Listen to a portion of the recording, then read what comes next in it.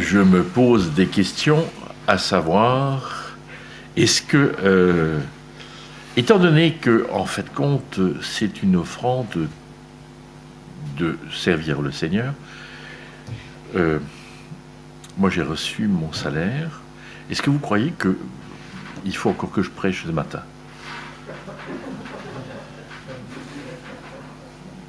Moi j'ai un gros souci ce matin. J'ai un gros souci parce que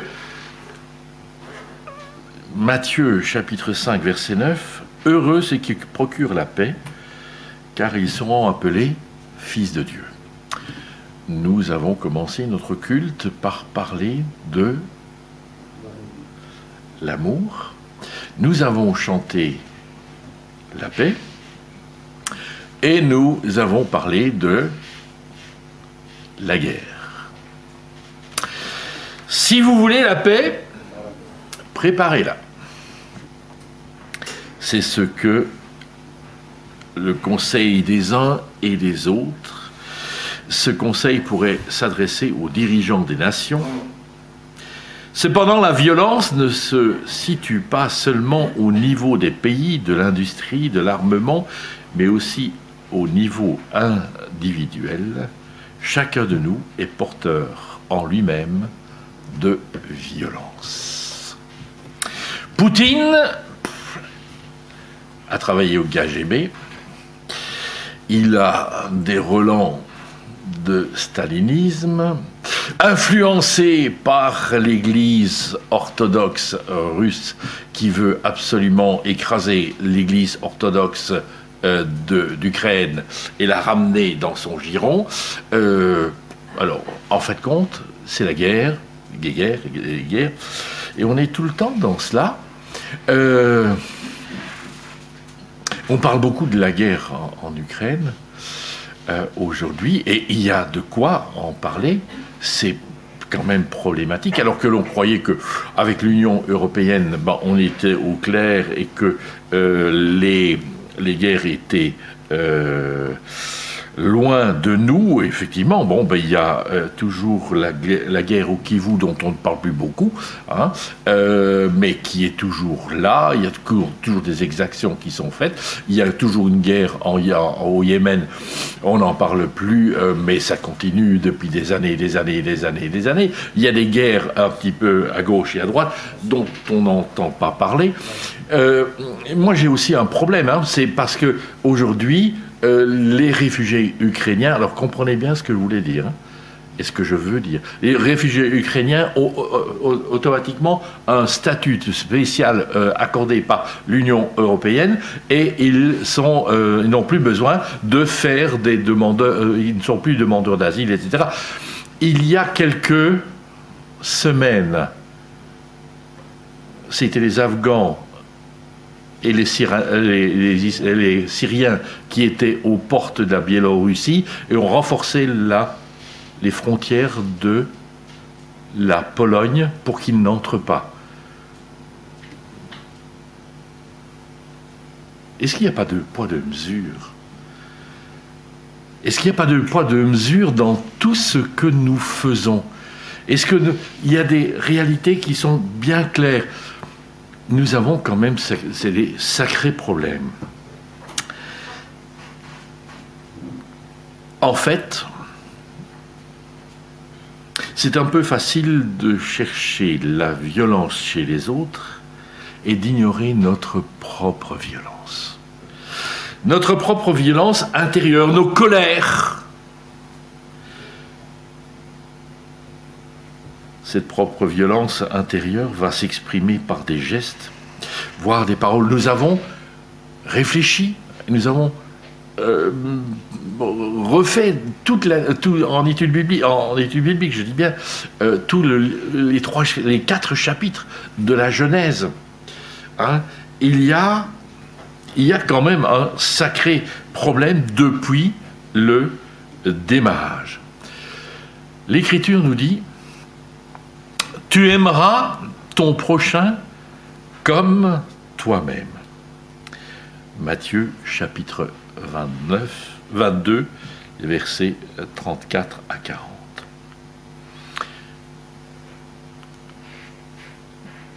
les pharisiens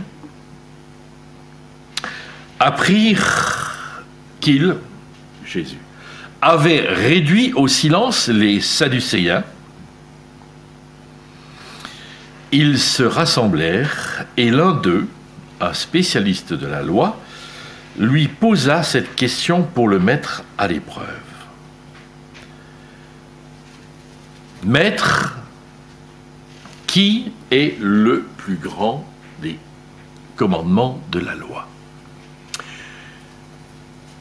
Sadducéens, pharisiens, ce ne sont que deux parties du judaïsme à l'époque de Jésus. Il y en avait d'autres. Les Sadducéens, c'était ceux qui étaient dans le temple et qui géraient le temple. Les pharisiens, c'était ceux qui étaient à l'extérieur. C'était un peu, quelque part, les évangéliques de l'époque, ceux qui contestaient un peu la théologie des Sadducéens. Et ces pharisiens sont là, et en fait, compte, ils ont une certaine jouissance en eux parce qu'ils voient que leur copain a été écrasé par les réponses de Jésus, et donc, en fait, compte, ils vont amener une question qui n'est pas aussi bête que cela. Quel est le plus grand commandement de la loi? En fait, au temps de Jésus, il y a une guerre entre deux écoles théologiques. Il y a la guerre entre l'école de Shamaïm et l'école de Hillel. Précisément sur cette question-là. Les questions ne sont jamais anodines. Hein? Et les pots de banane que l'on glisse en dessous du pied de Jésus, c'est à savoir, tu vas te référer à qui? À Hillel ou à Shamaïm?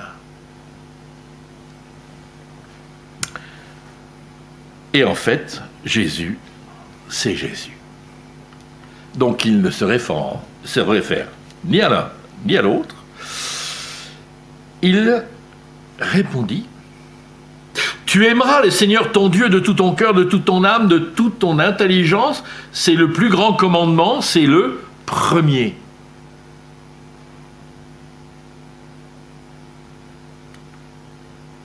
Et il dit, un second cependant lui est semblable: tu aimeras ton prochain comme toi-même.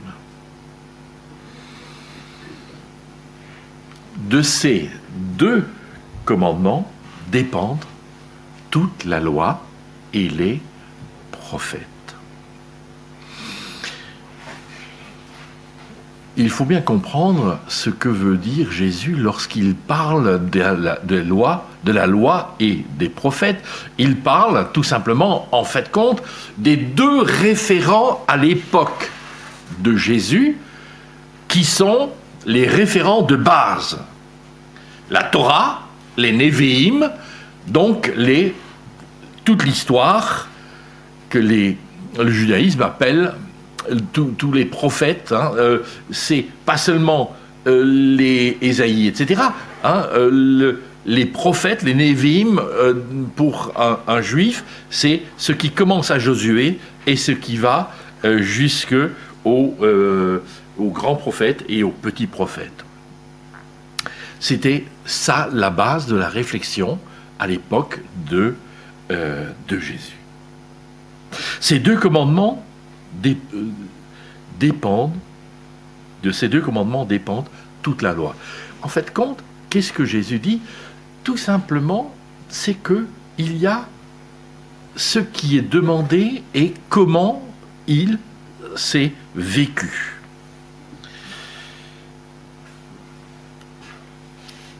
Verset 37 de Matthieu. Tu aimeras le Seigneur ton Dieu de tout ton cœur, de toute ton âme, de toute ton intelligence. C'est là le grand commandement, le premier. Jésus ne va rien changer à quoi que ce soit. Tout simplement, le problème, c'est que il va dire, mais au fond, pourquoi est-ce que tu me poses la question? Pourquoi est-ce que tu me poses la question? Car en fait compte, si on est juif, fatalement, eh ben, on connaît la réponse. Car elle se trouve dans Deutéronome, chapitre 6, verset 5, qui est le Shema Israël. Écoute Israël, le Seigneur notre Dieu, le Seigneur est un. Et verset 5, tu aimeras le Seigneur ton Dieu de ton cœur, de toute ton âme et de toute ta force.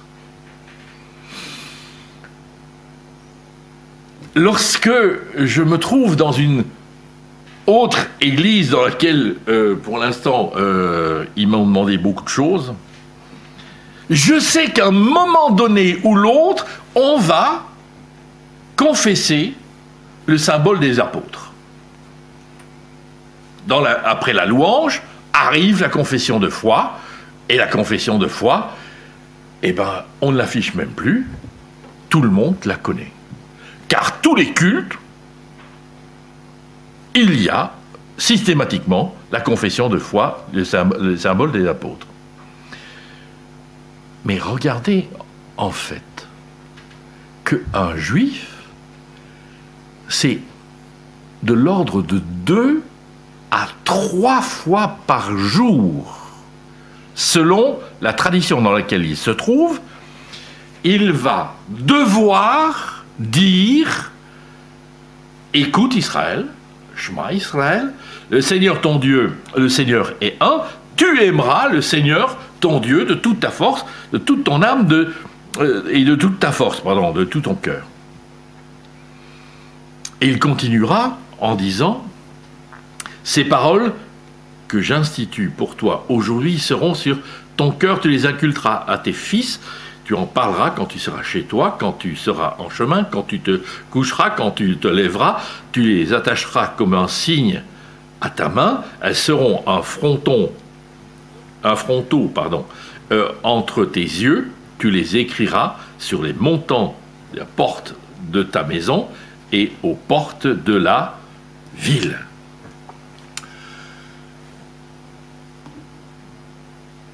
2 fois, 3 fois par jour. C'est une répétition. Et pourtant, dans cette répétition, eh ben, on peut répéter quelque chose de telle sorte que ça devient un rituel dans lequel on n'entre plus. Ça passe et ça glisse comme l'eau sur ma peau lorsque je prends une douche. Et je vous raconte quand même encore un truc. En passant. Premier baptême que j'ai eu le privilège de faire. Une dame, une sœur que aujourd'hui, qui vit dans le sud de la France, je la baptise, mais je suis autant paniqué et coincé qu'elle de la baptiser, parce que pour moi, c'est le premier acte que je fais. Et donc, j'avais la conscience qu'il fallait que je fasse ça bien. Bon, je l'ai bien fait. Hein. Donc, je l'ai plongé en disant « Je te baptise au nom du Père, du Fils et du Saint-Esprit. Amen. » Et puis j'ai relevé. Et à ce moment-là, elle a fait « Bloops !» Et elle m'a dit « Moi, l'eau n'a pas seulement coulé sur mon corps, mais j'ai été aussi lavé à l'intérieur. » Bon, bref. Et donc, combien de fois est-ce qu'en fait, quand on fait des choses de façon tout à fait rituelle et ça glisse? Lorsque on écoute le Shema Israël, tu aimeras le Seigneur ton Dieu, dans les prophètes, il y a là le rappel de ce que nous venons de dire. Souvenez-vous, hein, les prophètes, Josué, pour Israël, c'est un livre prophétique. Hein. Josué, chapitre 22, verset 5. Seulement, veillez bien à mettre en pratique le commandement et la loi que Moïse, serviteur du Seigneur, a institué pour vous. Aimez le Seigneur, votre Dieu, suivez-le, suivez toutes ses voies, observez ses commandements, attachez-vous à lui, servez-le de tout votre cœur, de toute votre âme. Aimez, suivez, observez, attachez, servez. 5 verbes. 5 verbes à l'impératif. Et dans ces 5 verbes, comme je ne veux pas quand même faire toute une étude sur cela, il y en a quand même 2 un sur lequel je vais revenir, c'est aimer, mais il y en a, il y en a un sur lequel je veux m'arrêter 30 secondes, c'est attachez-vous à lui. Le verbe attacher. En fait, le verbe attacher, c'est dabak. Et quand je cherche la première occurrence, la première fois où le verbe dabak est utilisé, eh ben je tombe sur Genèse, chapitre 2, verset 24. Souvenez-vous, l'homme quittera son père et sa mère, s'attachera à sa femme, et ils deviendront une seule chair. Et donc, en fait, compte, il y a cette dimension, hein, aimer, c'est suivre, c'est observer, mais c'est aussi entrer dans une alliance avec notre Dieu, une alliance qui est une alliance pérenne. Car en fait, compte, rien ne viendra rompre cette alliance. Ce que, quand Dieu nous fait entrer dans son alliance, nous avons cette assurance que c'est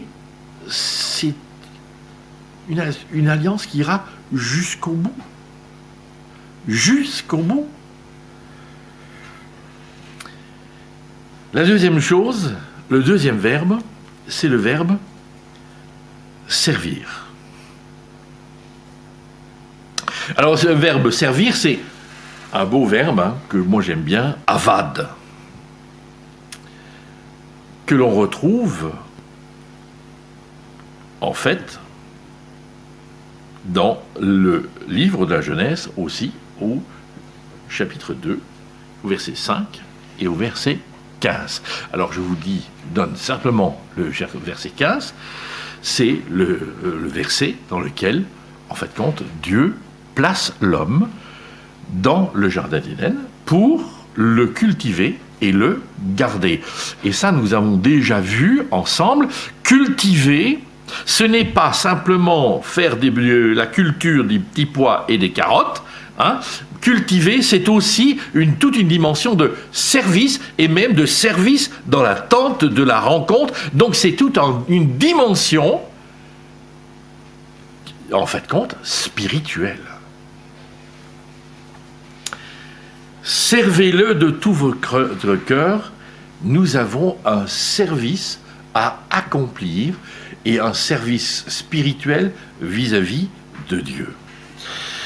Mais je dirais que ce service par rapport à Dieu, eh ben, on peut le comprendre aussi lorsque on relit Jésus et où il fait le parallèle avec un autre verset biblique du Lévitique, chapitre 19, verset 18, « Un second, cependant, lui est semblable, dit-il, tu aimeras ton prochain comme toi-même. »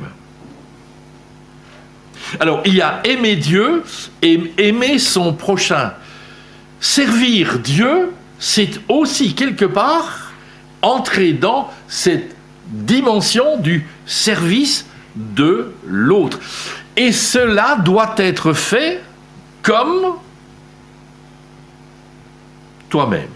Waouh, alors là, j'ai un problème. Mais je voudrais juste m'arrêter sur l'utilisation du verbe aimer dans ce livre du Lévitique, dans la Bible des Septante. En fait, compte, on va utiliser, pour aimer, on va utiliser un verbe que vous connaissez bien, agapéo, qui va être le grand verbe du Nouveau Testament, car Dieu a tant aimé le monde qu'il a donné son Fils unique, afin que quiconque croit en lui ne périsse pas, mais ait la vie éternelle. Vous connaissez ce verset? Oui, oui. Vous connaissez comme un rituel ou vous connaissez comme quelque chose d'intérieur que vous avez vu? Amen! Eh bien, effectivement, aimer, dans cette dimension-là, souvenez-vous de ce que j'ai dit. Aimer son prochain, aimer Dieu, en fait, quand Dieu aime, il donne. Ce n'est pas un sentiment en premier lieu, mais c'est un geste qui est accompli.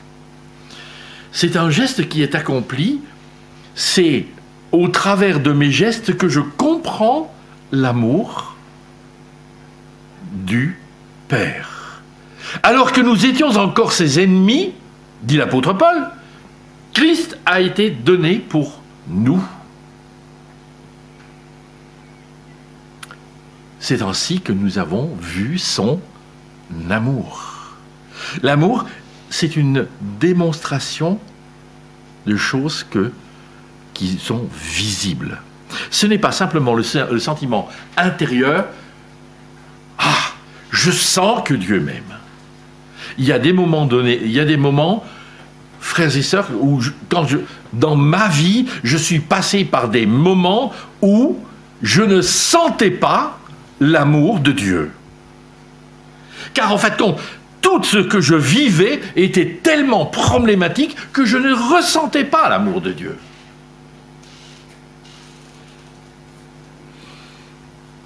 Mais je savais que Dieu m'aimait. Car la parole de Dieu me le dit et je crois l'amour de Dieu. Je ne pense pas que je fais confiance à mes sentiments, mais moi je fais confiance à la parole de Dieu qui est, en fait, le socle sur lequel ma vie est construite. C'est cela qui, me semble-t-il, est extrêmement important. Et le Lévitique va continuer dans le sens de dire « Tu ne te vengeras pas, tu ne garderas pas de rancune envers les gens de ton peuple, tu aimeras ton prochain comme toi-même, je suis le Seigneur. » Ça, c'est le parallèle. Donc ce que Jésus dit n'est pas quelque chose d'inconnu pour les uns et pour les autres. Tout simplement, en fait, nous devons nous rendre compte d'une chose, c'est ce que Michel a dit tout à l'heure. Aimer ses ennemis, c'est pas du tout évident. Si, en fait, nous ne comptons que sur nos propres efforts pour le faire. Et précisément, en fait, on n'est jamais seul, et ça, je crois que c'est extrêmement important. Lévitique continue toujours au verset 34. Vous traiterez l'immigré qui séjourne avec vous comme un autochtone d'entre vous. Tu l'aimeras comme toi-même, car vous avez été immigrés en Égypte. Je suis le Seigneur, votre Dieu. Aimer, c'est ne pas faire de cas de personne. C'est considérer l'autre comme soi-même. Ouais, mais attends. Il y a un souci, hein, qui est, me semble-t-il, majeur.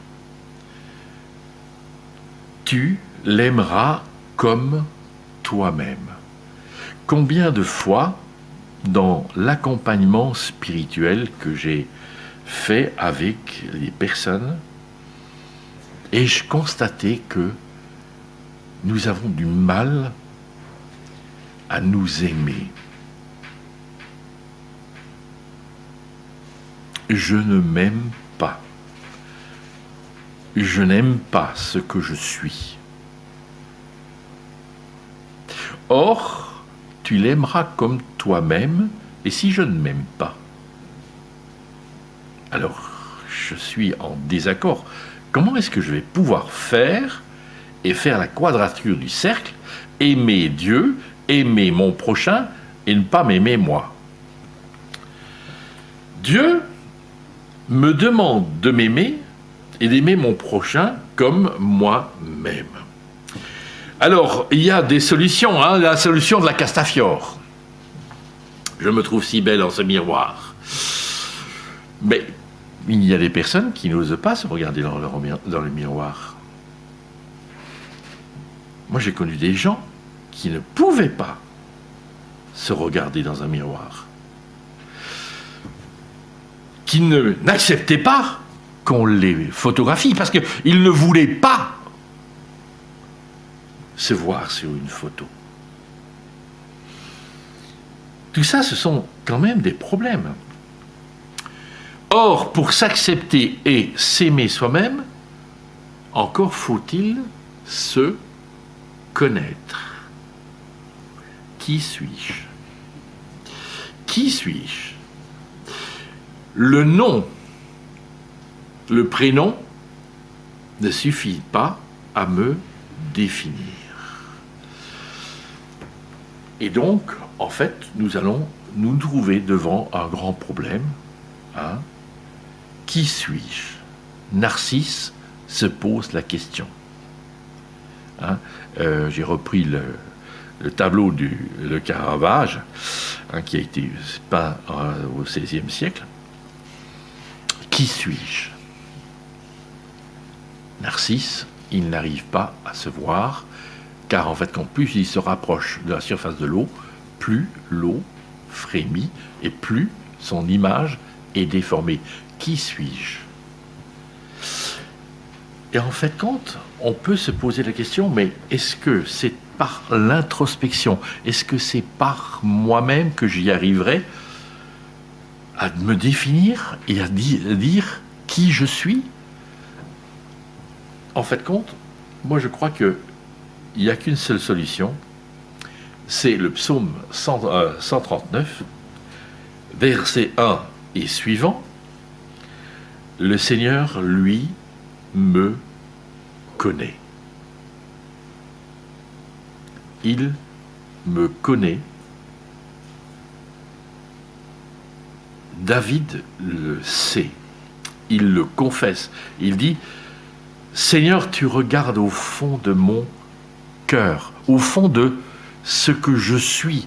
Hein, n'oubliez jamais, le cœur dans l'Ancien Testament, c'est pas l'organe, n'est-ce pas? Le cœur, c'est ce que dans le Nouveau Testament on parlera de conscience. C'est là où il y a tout ce débat, ce conflit, et c'est là où on prend la décision de.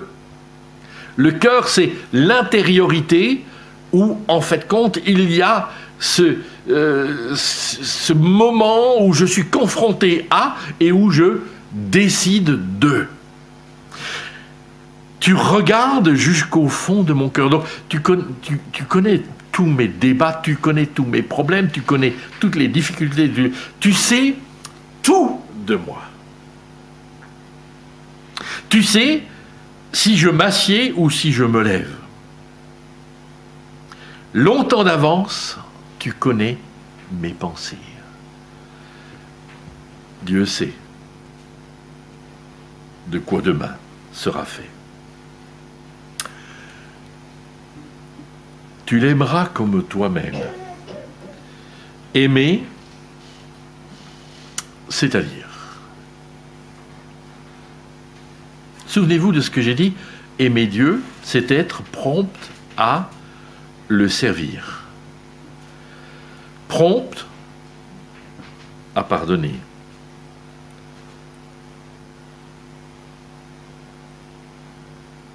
Aimez-moi. M'aimer n'est pas du tout évident. Est-ce que j'aime ce que je suis? Est-ce que j'aime mes défauts et mes qualités? Vous allez dire, mais en fait, compte, il ne faut jamais aimer ses défauts. Combien y a-t-il de personnes qui, en fait, compte, n'aiment que leurs qualités car elles veulent ignorer leurs défauts? La connaissance de soi, c'est être capable de reconnaître ce qui est bien et ce qui ne l'est point. Si je n'arrive pas à faire cela, en fait, compte, je ne peux pas avoir connaissance de moi. Bon, sauf si vous êtes un petit peu comme moi je suis tout bien, hein. Mais tu me dis toujours que je n'ai pas de défaut. Le seul, c'est que je ne pense qu'à moi. Ah, d'accord. Non, mais vous comprenez ce que je veux dire? S'accepter, s'apprécier, ça ne veut pas dire se gousser de, c'est dire, oui, je suis, mais j'ai encore du travail sur tel et tel point. Donc, qui suis-je?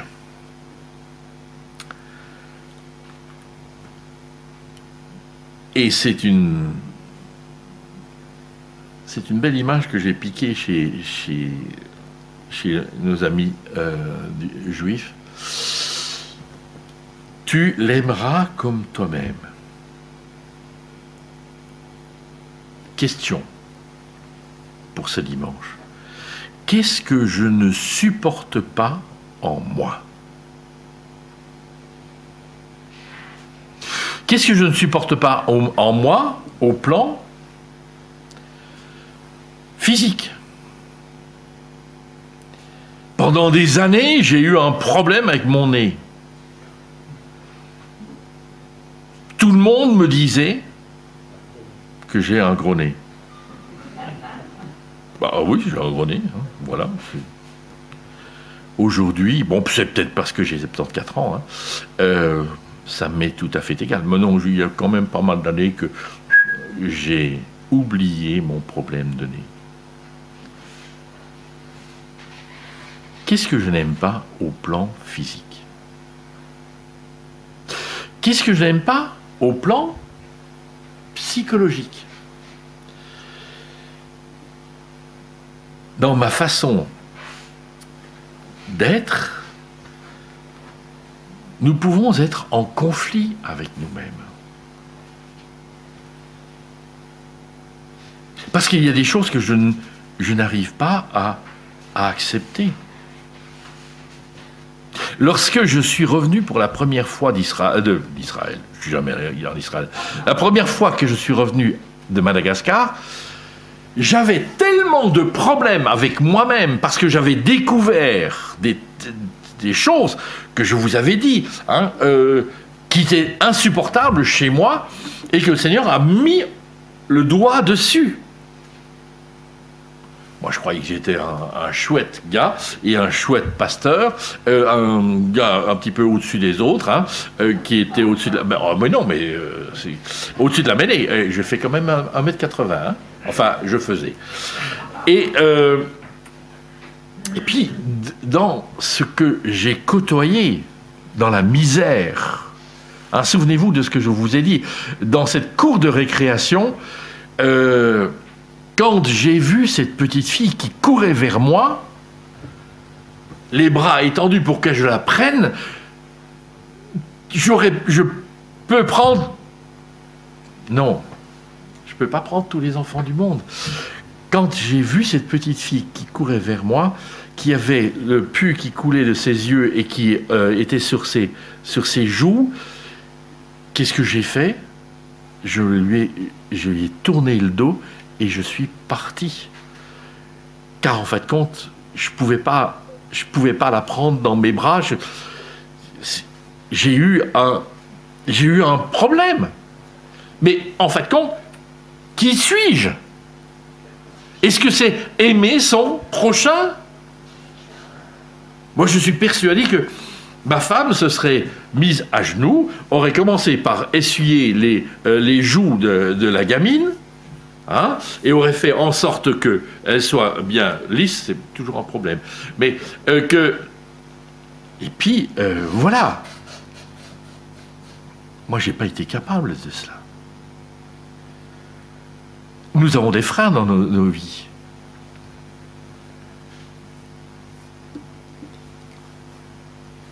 Psychologiquement, qu'est-ce que je me reproche? Avec quoi est-ce que je me bats encore aujourd'hui? Spirituellement, il y a encore aussi des choses et des problèmes, des difficultés.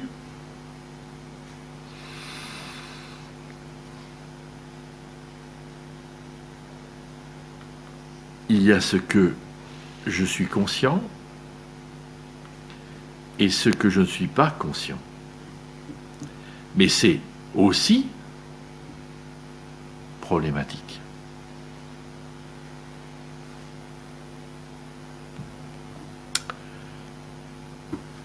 Ce que je ne suis pas conscient, vous voulez savoir?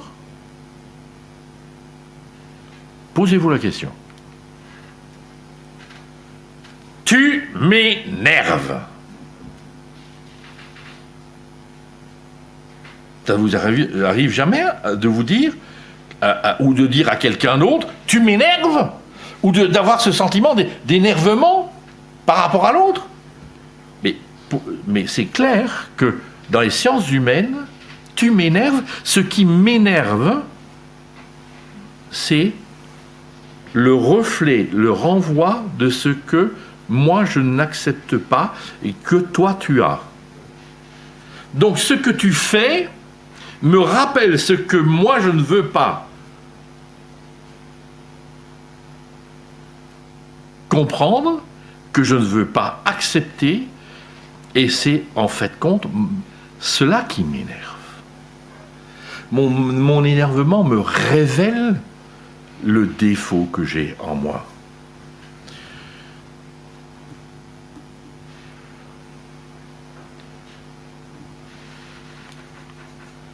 Et je me retrouve comme petit œuf. Tu l'aimeras comme toi-même.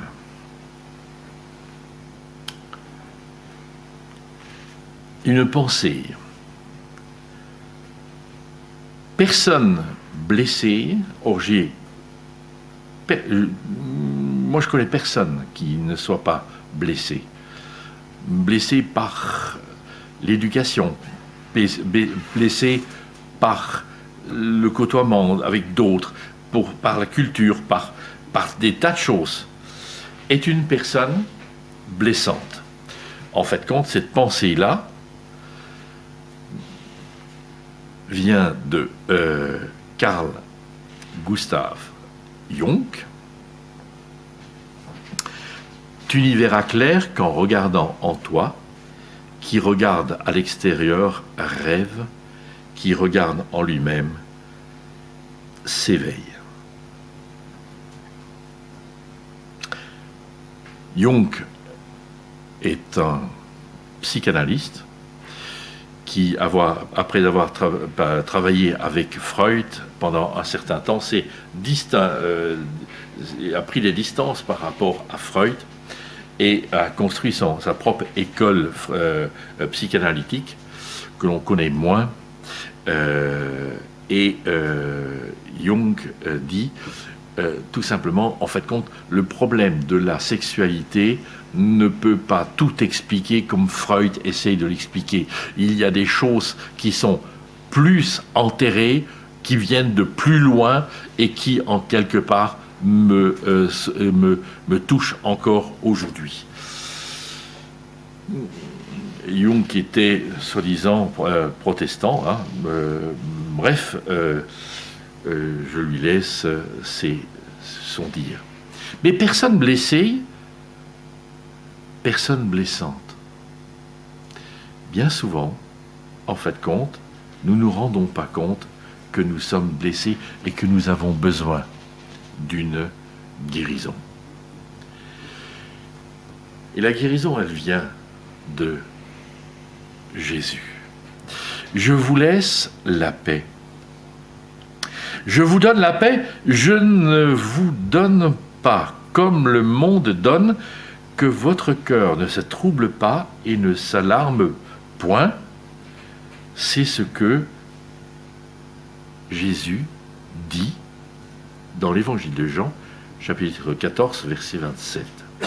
Je vous laisse la paix. Souvenez-vous de ce que je vous ai déjà dit, et combien de fois est-ce que je vous l'ai répété, le shalom de Dieu. Shalom vient d'un verbe shalom qui veut dire être un. C'est le fait de se retrouver à l'unité. Je vous laisse la paix quand je suis déchiré par ce que je vis, parce que je vis à l'intérieur, par les blessures que j'ai.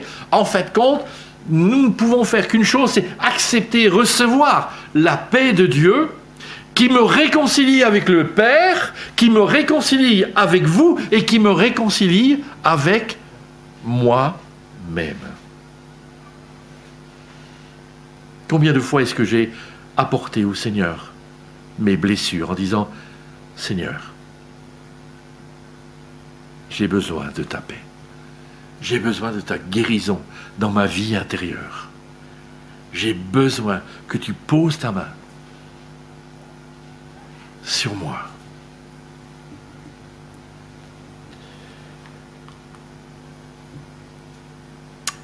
Tu l'aimeras comme toi-même. J'ai besoin de retrouver ma page que j'ai perdue.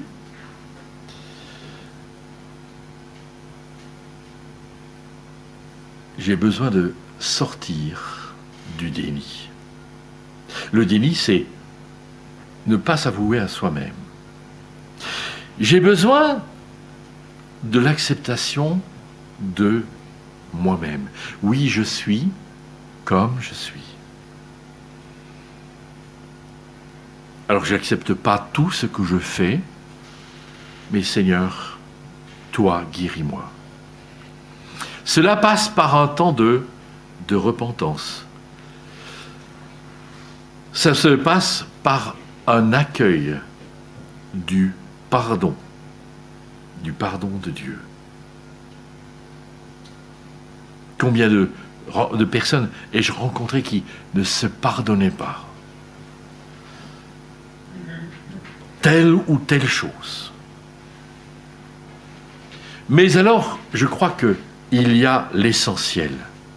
Vive de la grâce.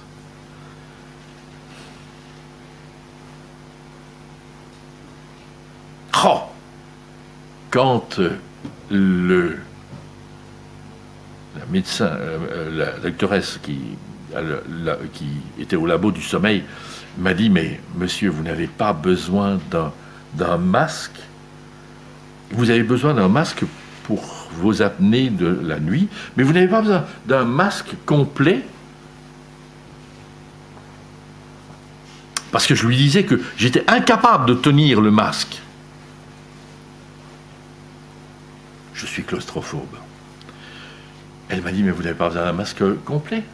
Avec les narines que vous avez aucun problème. Mais ne rigolez pas. Ne rigolez pas.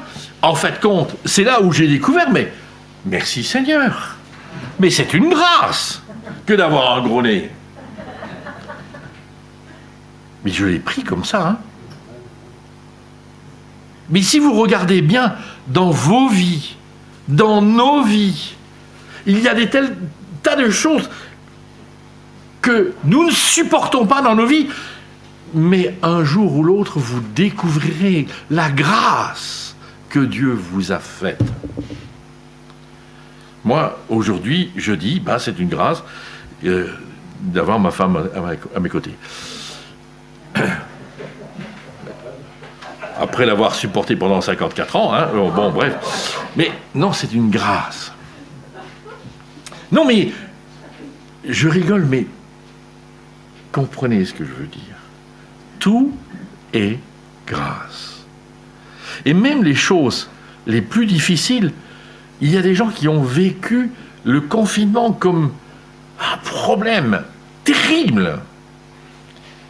Parce qu'on ne pouvait pas sortir, etc.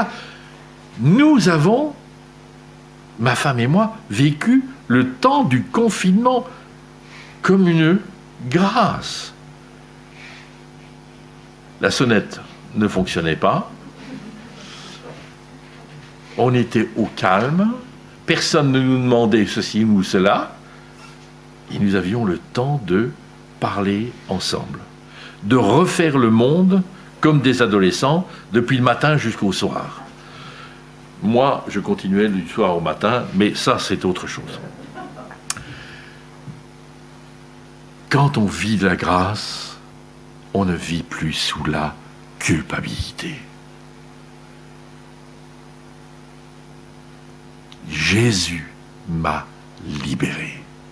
Si c'est le Fils de Dieu qui vous libère, vous serez libre. Frères et sœurs, combien est-ce que je vois de chrétiens qui sont toujours pas libres? Car en fait compte, il y a toujours ce qui les enserre, ce qui les oblige, ce qui les contraint. Le refus de la culpabilité. Voilà ce que je vous propose. Réfléchissons à ce que nous sommes, et ce qui sera important pour nous, c'est de faire la paix avec nous-mêmes. Faire la paix, alors sera possible avec les autres. Et il n'y a plus de guerre à mener.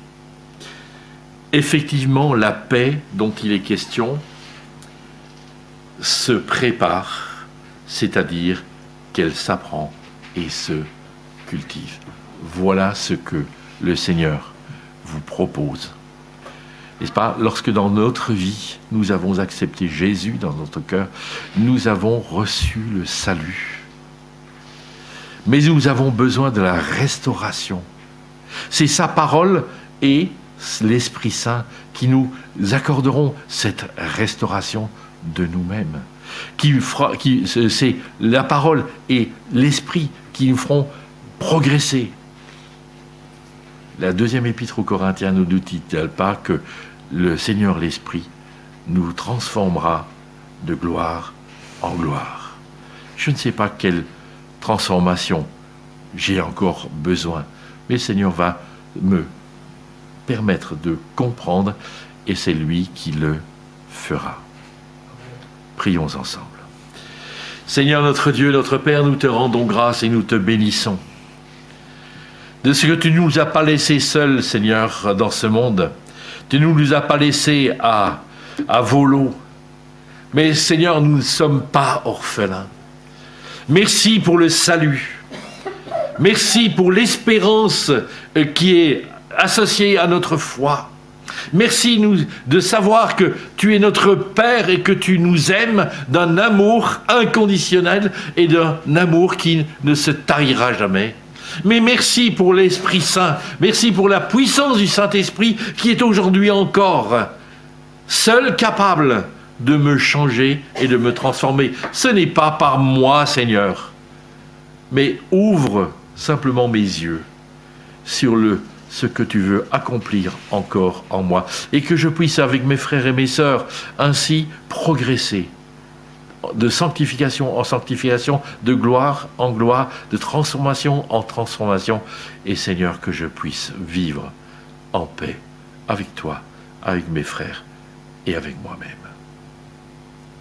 Seigneur, c'est ce que je te demande d'accomplir pour la gloire de ton nom dans notre assemblée. Amen.